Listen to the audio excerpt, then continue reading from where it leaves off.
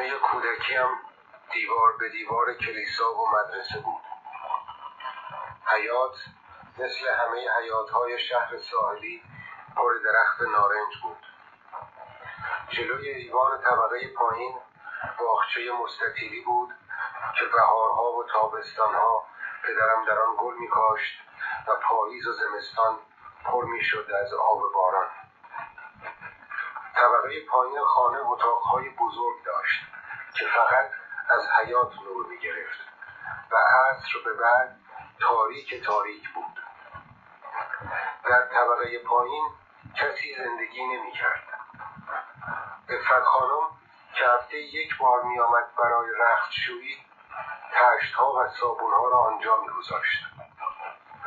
مادرم چیزهایی را که استفاده نمی‌کرد اما دلش هم نمی‌آمد دور بریزد در طبقه پایین می‌گذاشت.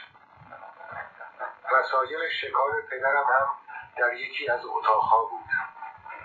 هر بار پدرم میگفت پایین را خالی گذاشتی که چی؟ مادرم شانه بالا میانداخت.